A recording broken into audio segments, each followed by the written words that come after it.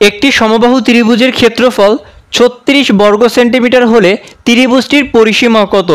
খুবই ইম্পর্টেন্ট একটা প্রশ্ন।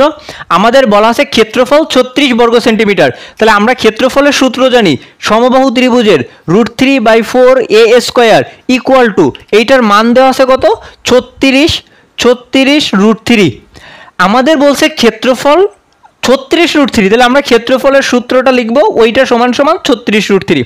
এখন এটাকে যদি একটু ক্যালকুলেশন করি, এই √3 এই √3 কাটা, কারণ দুইটাই উপরে আছে, এই পাশ থেকে থাকবে a² / 4 ইকুয়াল টু 36, বা এখান থেকে আমরা লিখতে পারি a² ইকুয়াল টু 36 ইন্টু হচ্ছে গিয়ে 4।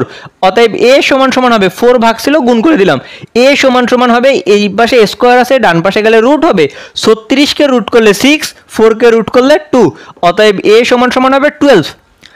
a এর মান আমরা পেয়ে গেছি 12। এখন বের করতে বলছে ত্রিভুজটির পরিসীমা। পরিসীমা নির্ণয়ের সূত্রকে আমরা জানি, ত্রিভুজের পরিসীমা সমান সমান 3a। সমবাহু ত্রিভুজের পরিসীমা বের করার সূত্র হচ্ছে 3a, মানটা বসাই দাও, 3 ইন্টু a এর মান বেরিয়েছে 12, 3 বারং 36। সঠিক অ্যান্সার কি আছে? এই যে ঘ নাম্বার।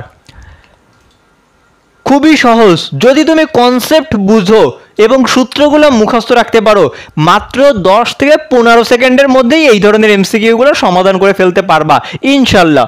আমাদের বলছে ক্ষেত্রফল 36 √3, আমরা ক্ষেত্রফলের সূত্র সমান সমান 36 √3 লিখব, এরপরে কাটাকাটি করে ফেলবো। দেখো এই √3 কাটা, কারণ সমান সমানের দুই পাশে যদি একই জায়গায় একই মান থাকে কাটাকাটি করে ফেলা যায়।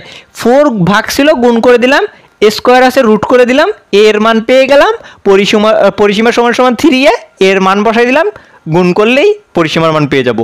ক্লিয়ার? বুঝছো? এই ধরনের এমসিকিউ যদি এখন আসে সমাধান করতে পারবা তো? ইনশাল্লাহ পারবা।